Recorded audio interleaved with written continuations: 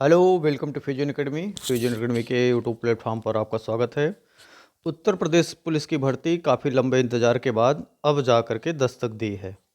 कुल जिसमें लगभग 60,000 प्लस पद हैं, जिसमें 60,244 पद हैं। इन सभी में जो अनारक्षित वर्ग के लिए पद दिया गया है, 24,102 है। EWS के लिए 6,024 है। अन्य पिछड़ा वर्ग के लिए 16,264 है। अनुसूचित जाति के लिए 12,650 है और अनुसूचित जनजाति के लिए 1,204 है। टोटल मिलाकर के 60,244 पद होते हैं। ये जो है पुरुष और महिला दोनों के लिए है। तभी देखो एक न्यूज़ आ रही थी कि 13,000 अलग से जो है महिला आरक्षी का निकलेगा, लेकिन नहीं, इसी में वो भी शामिल है। इसके आगे चलते हैं हम। एक टर्म एंड कंडीशन इनका मोस्ट इंपॉर्टेंट है, लिखा है परीक्षा के पूर्व 1.3 में देखिए, परीक्षा के पूर्व किसी भी समय रिक्तियों की संख्या में परिवर्तित की जा सकती है, यानी रिक्तियां बढ़ाई भी जा सकती हैं, घटाई भी जा सकती हैं। भर्ती किसी भी समय या भर्ती के किसी स्तर पर बिना कोई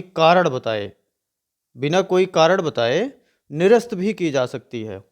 फिर इसके आगे डेट दी है आपकी, जिसमें 27 दिसंबर से शुरू होगा और जमा करने की अंतिम तिथि होगी 16/1/2024 को। उसके बाद फिर शुल्क समायोजन और आवेदन में संशोधन की अंतिम तिथि 2 दिन का मौका और आपको मिलेगा, 18 तारीख को लास्ट डेट होगी इसकी।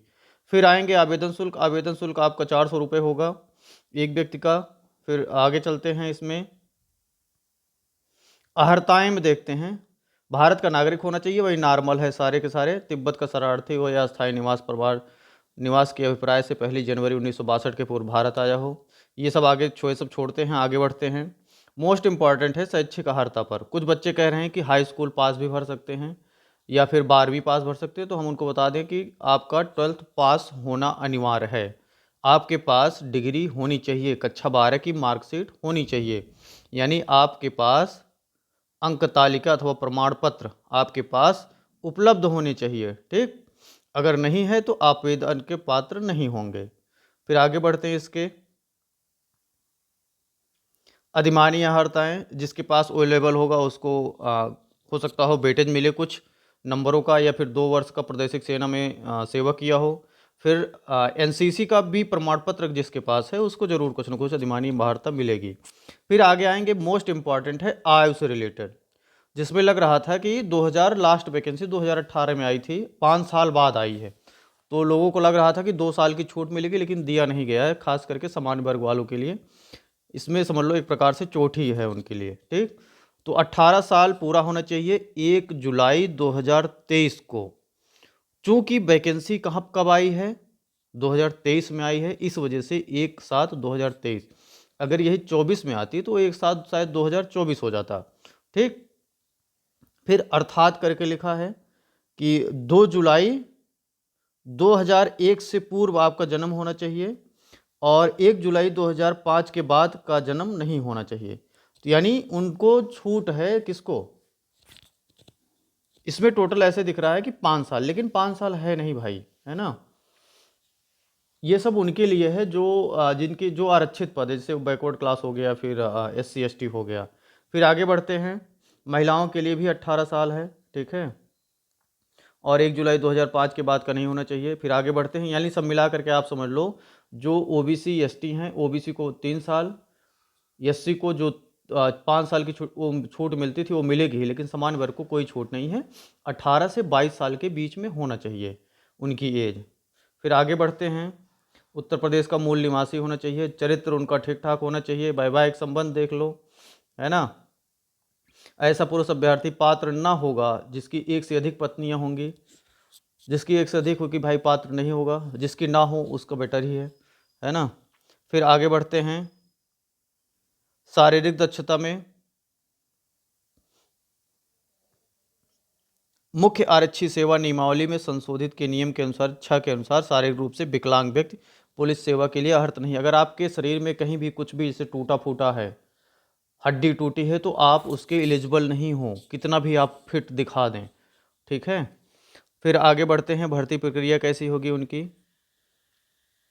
उत्तर प्रदेश पुलिस आरक्षी या मुख्य आरक्षी नियमावली 2015 में संशोधित पुलिस आरक्षी या मुख्य आरक्षी सेवा नियमावली 2017 के अधीन किया जाएगा। यह उपलब्धि नियमावली बोर्ड की वेबसाइट यानी उत्तर प्रदेश पुलिस का जो प्रोन्नत बोर्ड है वहीं पे सब कुछ मिलेगा, उन्हीं के अनुसार जो भी उसमें नियमावली दी है उसी के आधार पर होगा।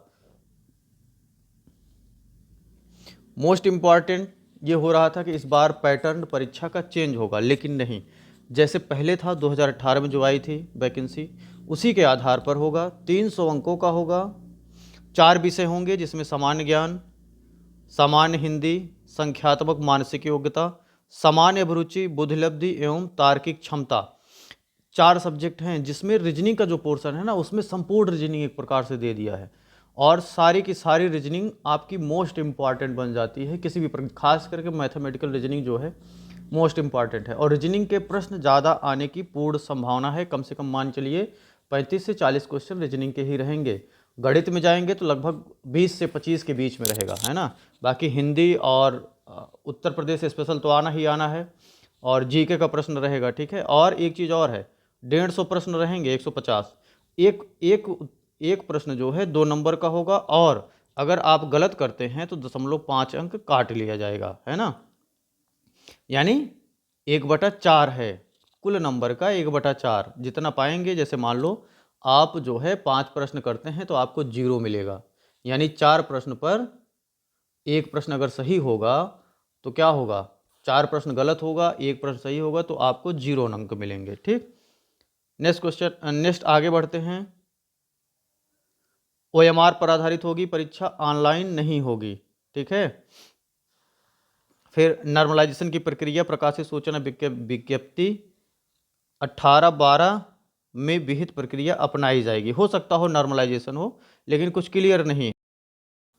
कुछ बच्चे पूछ रहे थे कि सर क्लासेस कब से स्टार्ट हैं, तो मैं उनको बता देता हूँ। क्लासेस जो है मॉर्निंग में 10:30 बजे, मॉर्निंग में 10:30 बजे से, और अगर और बच्चे आते हैं तो एक क्लास 8:30 बजे से भी स्टार्ट कीजिए, लेकिन सारी की सारी क्लासेस मॉर्निंग में ही रहेंगी, मॉर्निंग में और आफ्टरनून या दोपहर में भी, ठीक है।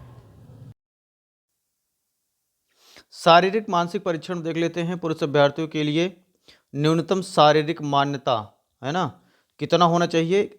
सामान्य वर्ग हो या ओबीसी हो, और अनुसूचित जातियों के जो पुरुष वर्ग है उसके लिए 168 सेंटीमीटर, यानी सभी के लिए 168 सेंटीमीटर है पुरुष वर्ग के लिए। और महिलाओं के लिए कितना है देख लेते हैं। महिलाओं के लिए या फिर अनुसूचित जनजाति के पुरुष यानी एसटी वर्ग के पुरुष के लिए 160 सेंटीमीटर है। आगे बढ़ते हैं, सीना देख लेते हैं।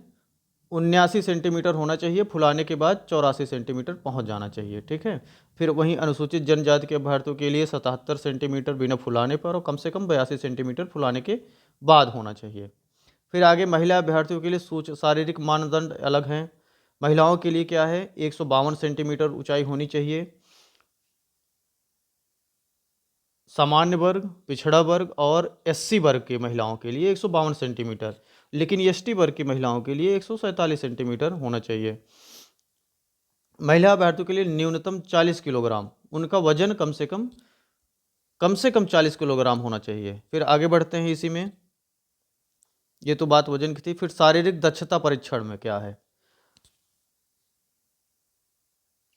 पुरुषों के लिए जो शारीरिक दक्षता परीक्षण है 4.8 किलोमीटर की दौड़ 25 मिनट में पूरी कर लेनी है, और महिलाओं को 2.4 किलोमीटर की दौड़ 14 मिनट में कंप्लीट कर लेनी है ना। वह विद्यार्थी जो भी इस समय के भीतर पूरी नहीं करेंगे तो भर्ती के लिए पात्र नहीं कहे जाएंगे, नहीं माने जाएंगे। फिर बात आती है चयन एवं अंतिम योग्यता की। तो बोर्ड द्वारा जो सूची तैयार नहीं की गई है, या दो या दो से अधिक अभ्यर्थियों के अंक समान होने पर अभ्यर्थी को वरीयता प्रदान की जाएगी। जो अधिमानी या हर्ता यदि कोई हो, रखते हो, जैसे अधिमानी में क्या था, ओ लेवल था, एनसीसी बी प्रमाण पत्र था, और एक कोई और था, है ना, तो उसके पास जो होगा तो उसको अधिमानी अर्हता दी जाएगी, है ना। फिर आपको ये सूचित कर लेना है कि जब भी शैक्षिक एवं आरक्षण संबंधित प्रमाण पत्र जो भी आप लगाओगे वो डिजी लॉकर के माध्यम से आपको अपलोड करना होगा। आपको एक डिजी लॉकर बना लेना है, और डिजी लॉकर में सारे के सारे प्रमाण पत्र आपको अपलोड कर लेने हैं। वो डायरेक्ट वहाँ से लिंक के माध्यम से अपडेट करेंगे, उसी हिसाब से फ़ोटो हस्ताक्षर रहेंगे, आपके आधार कार्ड भी होना चाहिए, लिंक होना चाहिए। फिर आगे बढ़ते हैं इसमें, अभ्यर्थी अपनी रंगीन फ़ोटो में उल्लिखित निर्धारित आकार 20 केबी से 20 केबी से कम और 50 केबी से अधिक नहीं होना चाहिए। हस्ताक्षर का भी है 5 केबी से 20 केबी के बीच में ही होना चाहिए। फिर आगे बढ़ते हैं इसमें, वही सारी चीज़ें दी हैं। चेहरा स्पष्ट होना चाहिए, 6 महीने के भीतर लिया गया हो, है ना। बाकी ये सब आप नोटिफिकेशन खुद पढ़िए। फिर आगे बढ़ते हैं इसी में, फिर हम डायरेक्ट सिलेबस पर ये आपकी लिखित परीक्षा का कार्यक्रम है, जिसमें सामान्य ज्ञान है। सामान्य ज्ञान में जितना है ये आपको नोटिफिकेशन से पढ़ लेना है, नहीं तो आप क्लासेस जब ज्वाइन करोगे तो आपको ये पीडीएफ फॉर्मेट मिलेगा, आपको पूरा सिलेबस। ठीक, आगे बढ़ते हैं इसमें, सामान्य हिंदी, सामान्य ज्ञान हो गया, सामान्य हिंदी हो गया, आप स्क्रीनशॉट भी ले सकते हो। फिर आगे है संख्यात्मक एवं मानसिक योग्यता, फिर आती है मानसिक योग्यता। ठीक, फिर आगे मानसिक अभिरुचि, बुद्धि लब्धि, तार्किक क्षमता। चौथा सब्जेक्ट यही है, आपका पूरा कंप्लीट होना चाहिए। ठीक, फिर आगे बढ़ते हैं, आगे वही फिर जाति प्रमाण पत्र जो SC ST हैं, फिर OBC का प्रमाण पत्र, ये सब दिया गया है। आप इन सभी को भर करके अपना तैयार कर लीजिए, और जो भी रिजर्व कैटेगरी से हैं उनका प्रमाण पत्र 1 अप्रैल 2023 के बाद का होना चाहिए, उसके पहले नहीं। ठीक, बाकी आप लोग क्लास ज्वाइन करेंगे तो ज़रूर आपको ज़्यादा से अधिक सहायता प्रदान की जाएगी। वीडियो देखने के लिए बहुत बहुत धन्यवाद।